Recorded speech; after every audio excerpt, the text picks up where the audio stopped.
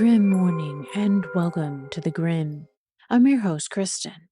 On today's episode, we'll be opening the gate and entering Canongate Kirkyard, located in Edinburgh, Scotland.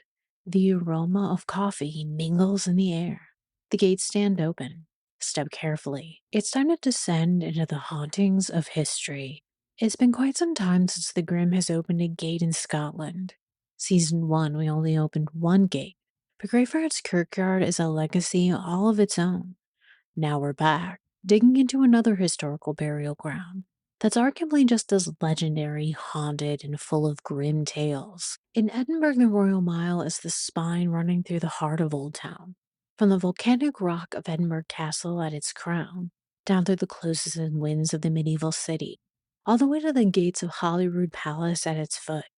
For nearly 3 centuries, that mile has been lined with the living and the dead in equal measure.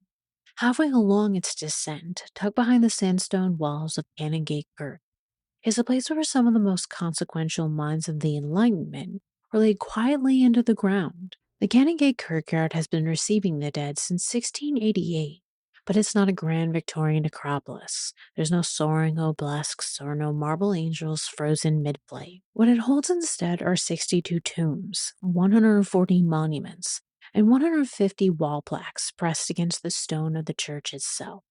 A dense, compact city of the dead, squeezed against one of the most famous streets in Scotland. Walk through its iron gates today, and you're stepping into a place where the stories of the dead have never stopped unfolding.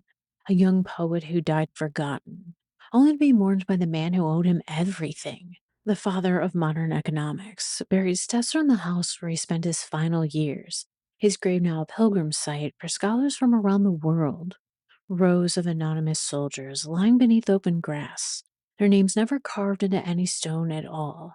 And somewhere in this kirkyard, or perhaps nowhere at all, rests a gravestone that's said to have inspired one of the most beloved characters in all of English literature. But Canongate doesn't give up its dead easily, but it does give up their stories. The Canongate was, until the 19th century, a separate parish from Edinburgh, a distinct borough with its own identity, pressed up against the city but never quite part of it. When King James VII converted Holyrood Abbey into a royal chapel in 1687, the Canongate congregation suddenly found themselves without a church. The solution came quickly. A new kirk was founded in 1688, completed in 1691, and a generous parcel of ground was purchased alongside of it. That ground became the kirkyard and began receiving burials almost immediately, before the mortar of the church walls had even fully set. But the parish boundaries that governed who could be buried here held a particular twist, one that would shape the character of this kirkyard for nearly 2 centuries. By an ancient charter linking Edinburgh Castle to the parish of Holyrood, the castle fell under Canongate jurisdiction rather than Edinburgh's. What that meant in practice was that the soldiers who died while garrisoned at the castle, one of Scotland's most important military strongholds, were carried down the Royal Mile and laid to rest in the northern section of this kirkyard. For almost 200 years, they kept arriving. The soldiers, the scholars, the poets, and the powerful would all eventually find their way here. Some would be remembered, some would fade into stone, and some would leave behind stories that refused to disappear. There is a stone in Canongate Kirkyard, set beneath a cherry tree to the left of the church, that wasn't placed here by the man whose name it bears.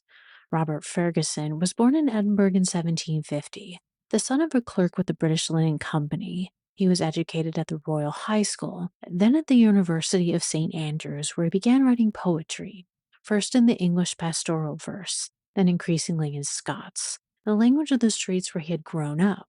He was sharp, funny, and alive to the world around him. His Edinburgh was not the Edinburgh of drawing rooms and learned societies. It was the Edinburgh of closes, taverns, and markets, a city that smelled of coal smoke, fish, and damp stone. The same city that earned the name Old Reekie, Old Smoky, for the haze that settled between its narrow tenements. Ferguson wrote about it all. His most celebrated poem, Old Reekie, published in 1773, was a vivid and satirical portrait of Edinburgh life, its noise and its squalor, its humor and its energy. It was the work of a man who loved his city enough to see it clearly. He would never write another major work. In 1774, he suffered a fall, likely down one of Edinburgh's treacherous old town staircases, possibly after drinking, and possibly made worse from an underlying mental illness that he had been struggling with for some time. The injury left him with head trauma that he wouldn't recover from. He was taken to Darien House, the city asylum on Bristol Street, the building that would eventually give its name to the Bedlam Theater that occupies the site today. He died there on the 16th of October in 1774. He was just 24 years old. His family, though, couldn't afford a gravestone. He was buried without one, and the kirkyard soil closed over his name. 13 years passed. In 1787, a young poet from Ayrshire named Robert Burns made his first visit to Edinburgh. By then, Burns had already published his first collection and achieved something close to celebrity in the city's literary circles. But one of the first things he did was walk into Canongate Kirkyard, searching for the grave of Robert Fergusson. He had been reading Ferguson since his early 20s. In a letter written that same year to Dr. John Moore, Burns explained that he had nearly abandoned poetry before discovering Ferguson's Scott verse. It showed him that the language of his own community, the language of farms, firesides, and the ordinary Scots-speaking people, was capable of carrying poetry that could endure. He owed Ferguson a debt that could never truly be repaid. What he found in the kirkyard was a patch of ground with no stone. 13 years and nothing. Burns was troubled enough by this that he wrote about it, expressing his disappointment that the grave remained unmarked for so long after the poet's death. Then he did something about it. He petitioned the managers of the kirkyard for permission to erect a stone at his own expense and direction. Permission was granted. Burns designed the monument, paid for it in installments over several years. A sign, the records suggest of just how much the gesture cost him, and wrote the inscription himself. The stone wasn't erected until 1828, 32 years after Burns' own death in 1796. The reasons for the delay aren't entirely clear. Whether the delay was administrative, financial, or simply the inertia of a city that had already moved on from Ferguson isn't recorded. What is recorded is that it stands exactly as Burns intended. The stone bears his four lines, carved into the face of it. No sculptured marble here, nor pompous sleigh. No storied urn, nor animated bust. The simple stone directs pale Scotia's way, to pour her sorrows o'er a poet's dust. On the reverse, the stone records that it was erected by Robert Burns, and that by a special grant from the kirkyard managers, this place of burial would remain forever sacred to the memory of Robert Fergusson. Then a third Robert enters the story here, though only briefly. Robert Louis Stevenson, the Edinburgh-born author of Treasure Island and The Strange Case of Dr. Jekyll and Mr. Hyde, was also drawn to Ferguson's grave later in the 19th century. He planned to restore and reinscribe the stone, but he died before he could do so. A plaque within the enclosure around the grave records this intention that never became action. In 2004, a life-size bronze statue of Ferguson was installed at the entrance to the kirkyard. A young man caught mid-stride. The poet made permanent at the gate of a place where he was once buried without a name. 3 Roberts, 1 grave. And a tradition of the living refusing to let the dead disappear. And yet not every grave here is marked by absence or restored by memory. Some are marked by presence, quiet, deliberate, and watched over by the weight of what they left behind. There are graves that draw mourners, graves that draw pilgrims. Adam Smith's grave in the eastern section of the kirkyard draws the latter, economists and scholars who come from around the world to stand before a railed stone monument that was once described as somehow too small to notice. Smith was born in Kirkcaldy, a coastal town in Fife, in 1723, the son of a customs controller who died before his son was born. His early life contained at least one unusual episode. At the age of 4, he was briefly kidnapped by a group of travelers and later returned to his family. Smith studied at Glasgow, Oxford, and later held a chair in moral philosophy at Glasgow. He traveled through France, where he met Voltaire, Benjamin Franklin, and the physiocrats whose ideas about trade and agriculture would sharpen his own thinking. He returned to Scotland and spent a decade writing.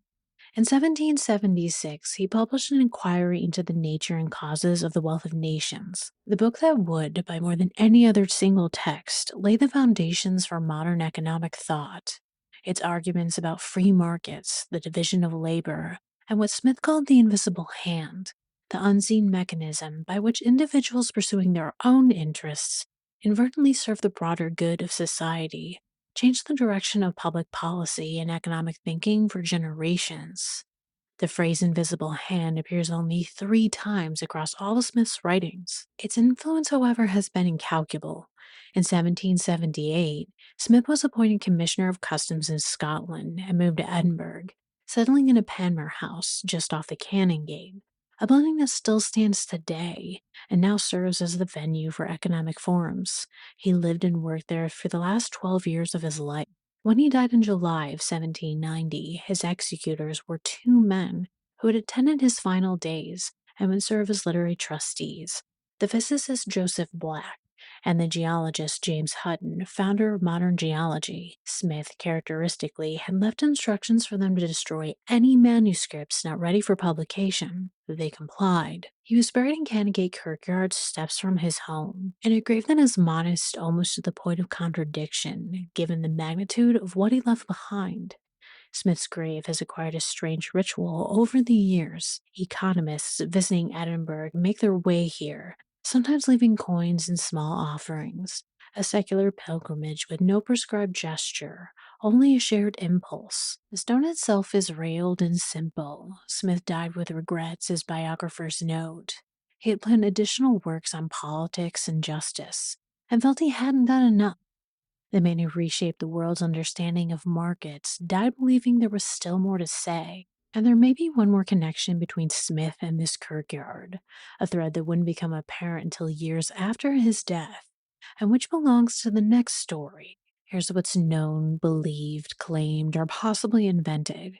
In 1863, a man named Ebenezer Lennox Scrooge was buried in the Canongate Kirkyard beneath a grand tomb.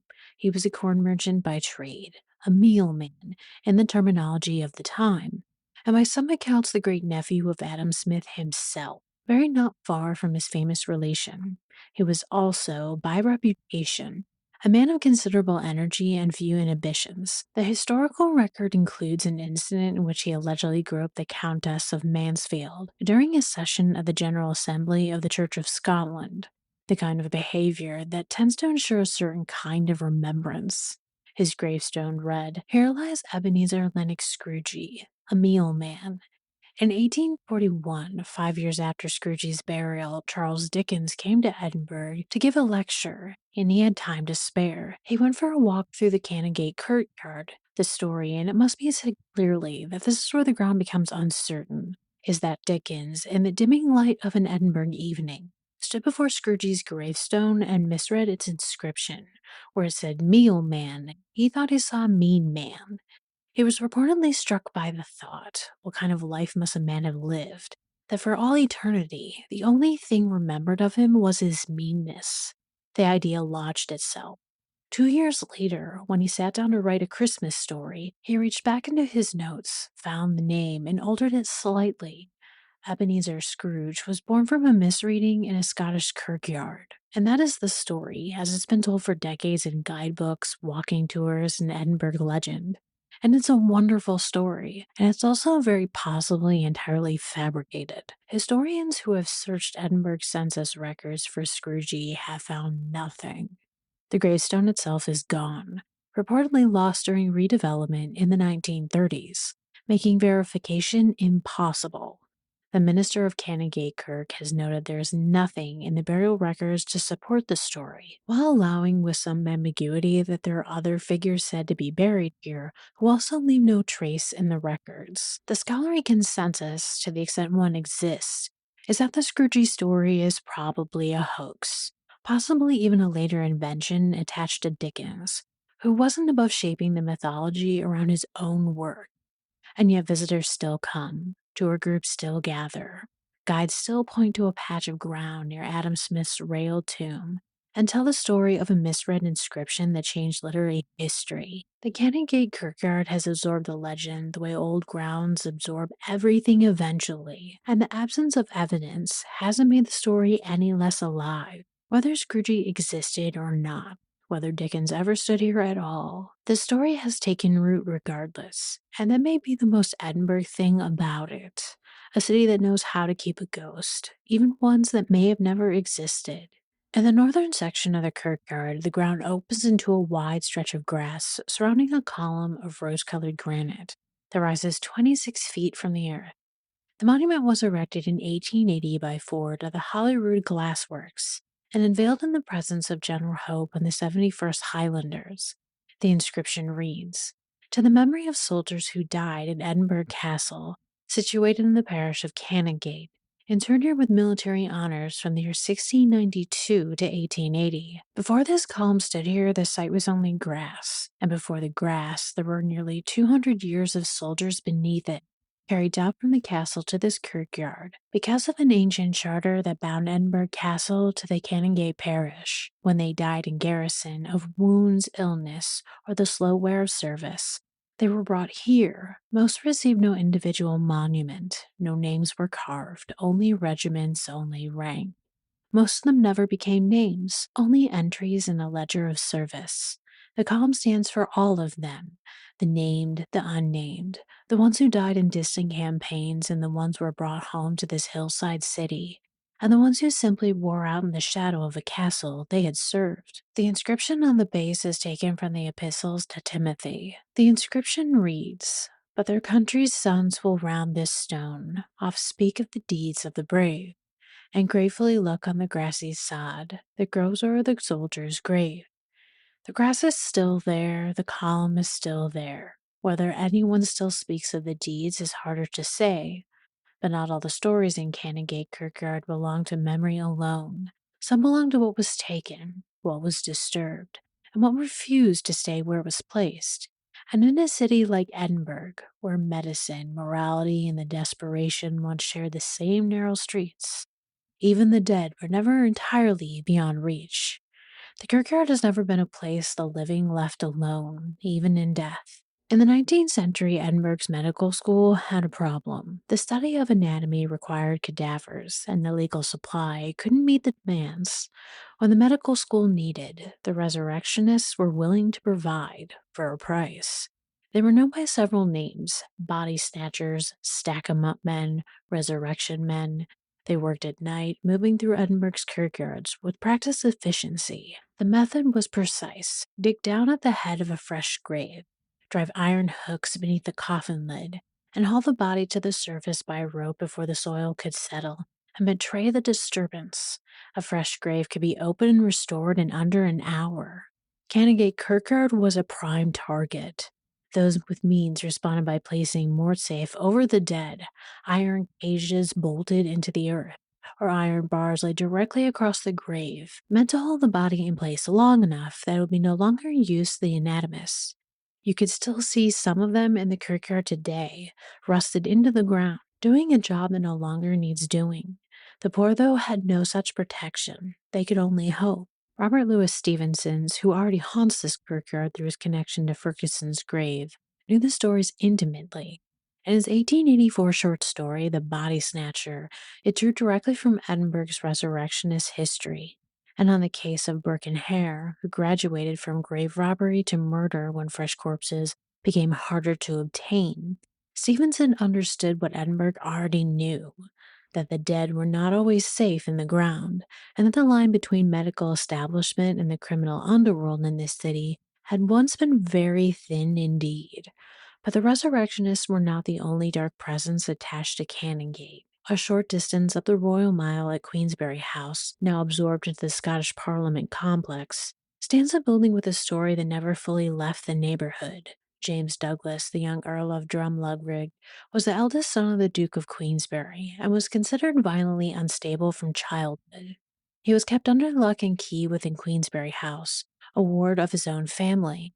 On the night of January 16th, 1707, the very night his father signed the Act of Union between Scotland and England, while the city erupted in festivities and riots outside, Drumlugrig escaped his room and found a kitchen boy working alone, killed him, roasted him on a spit over the kitchen fire, and was discovered mid-act when the household returned.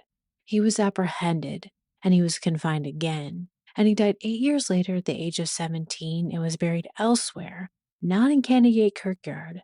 But the story has never left this stretch of the Royal Mile. Ghost tour guides call him the Cannibal of Canongate, and the building where it happened still stands. Its basement said it contained the original kitchen oven. Some claim that on certain nights, sounds rise from the basement that have no easy explanation. Whether you believe that or not is your own affair. What is not in dispute is that the Canongate has always attracted that kind of history that doesn't stay buried, and that the kind of kirkyard at its center has absorbed more than its fair share. The Canongate of Kirkyard is small enough to walk in an afternoon, large enough to spend a lifetime in, or longer.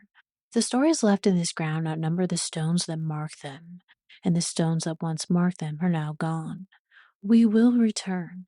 The dead are not finished with us yet.